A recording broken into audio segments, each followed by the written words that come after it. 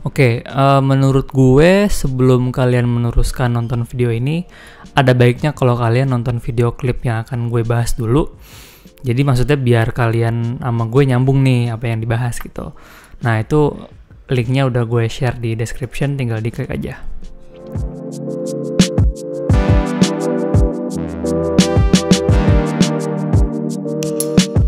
Oke, jadi gue baru aja membuat dan merilis sebuah music video untuk musisi bernama Sekaranggi. Sebenarnya gue sama Sekaranggi ini udah bikin 2 video sebelumnya. Yang satu itu video klip untuk singlenya dia berjudul Hanyut dan Meluruh. Dan yang satu lagi sebuah lirik video untuk singlenya dia yang berjudul 8 Kita. Nah yang ketiga ini adalah sebuah video klip juga berjudul Berteduh Berlabuh.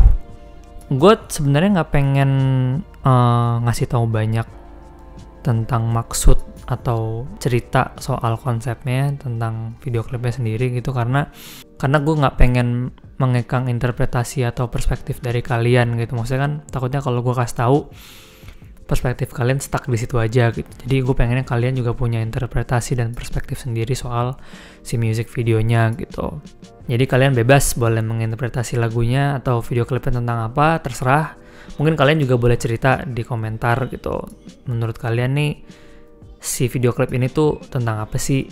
Tapi kalau dari gue sendiri yang bisa gue bilang adalah video klip ini itu konsepnya berangkat dari emosi kemarahan.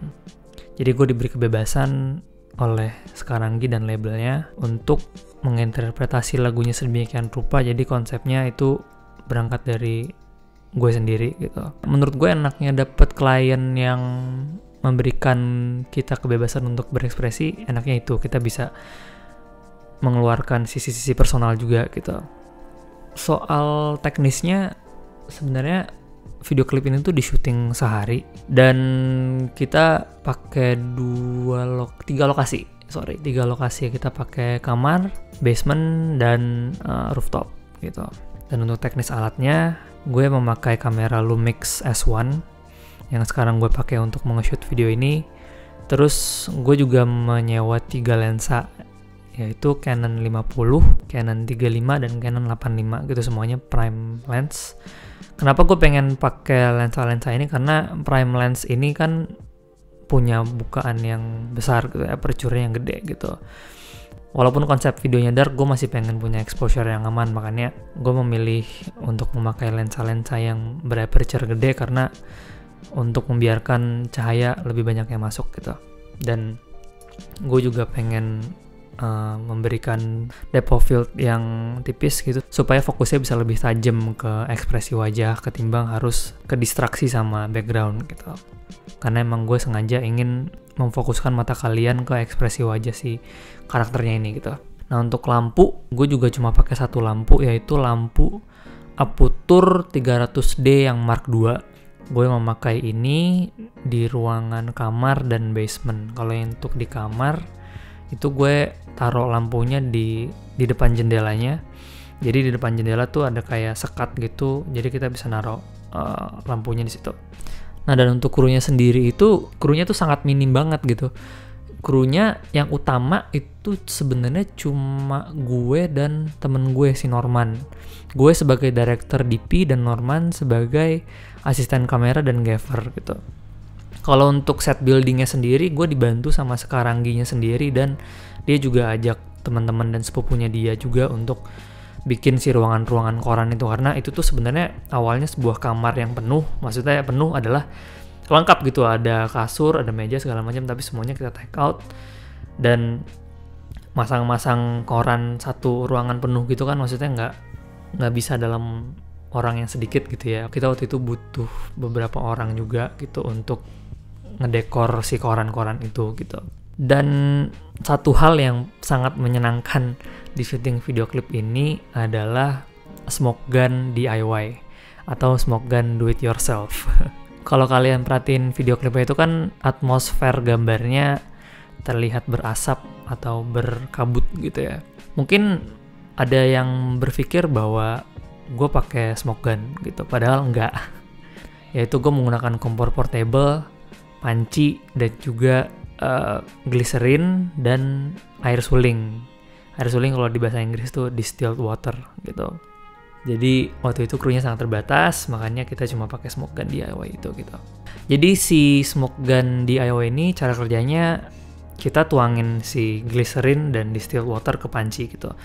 Tapi perbandingannya adalah 1:2. Jadi 1 itu glycerin, 2 distilled water gitu. Jadi komposisi si distilled water ini emang harus lebih banyak daripada glycerin atau dia akan terbakar, karena si glycerin ini, gue bukan anak IPA jadi gue nggak tahu glycerin itu sebenarnya cairan apaan. Mungkin kalian boleh ngasih tau di komentar kalau kalian tahu. Glycerin ini cukup flammable ya, jadi sebenarnya si smoke gun DIY ini recommended, not recommended deh. Jadi maksudnya adalah kenapa not recommended, karena bahaya, gampang flammable, dan tidak ada orang yang khusus mengoperate itu gitu. Dan pada saat itu kita pun juga semuanya pertama kali mengoperate si smoke gun DIY ini gitu. Tapi recommendednya adalah ini low budget dan bisa dipakai dalam jangka panjang gitu. Mungkin untuk kalian yang pernah nonton video-video gue sebelumnya, mungkin talentnya wajahnya tidak asing ya, mungkin familiar gitu, karena Rezi ini udah pernah kerja bareng sama gue dan bikin beberapa proyekan gitu di film-film pendek gue gitu sebelumnya. Yang gue suka dari dia adalah dia tuh selalu memberikan perspektif baru dari direction atau cerita yang gue sampaikan gitu. Makanya, karena kan sebuah video klip atau film gitu kan, itu kan at the end of the day adalah sebuah proyek kolaborasi dan bukan proyek kita sendiri gitu. Makanya menurut gue perspektif dari orang lain yang menarik itu sangat bisa membantu menghidupi lebih jauh gitu. Dan untuk editingnya gue di sini memakai Final Cut Pro X, karena menurut gue Final Cut Pro X itu lebih simple dan lebih cepat workflow-nya ketimbang kalau gue bekerja atau ngedit di Adobe Premiere gitu. Nah, terakhir, sebenarnya tuh video ini bukan buat kalian ikutin step by step gitu ya, tapi maksudnya ini gue cuma sharing aja karena menurut gue cukup menarik gitu yang bisa di-sharing gitu. Menurut gue ini untuk sekedar sharing aja, kalau misalnya kalian mau ambil pelajaran dari sini boleh gitu. Tapi ya maksudnya gue harap kalian juga punya filter sendiri gitu, mana yang bisa diambil, mana yang enggak gitu. Karena kan menurut gue kayaknya setiap orang tuh punya cara berprosesnya masing-masing gitu ya. Jadi ya menurut gue ya gitu sih, maksudnya jangan diambil mentah-mentah semua lah gitu.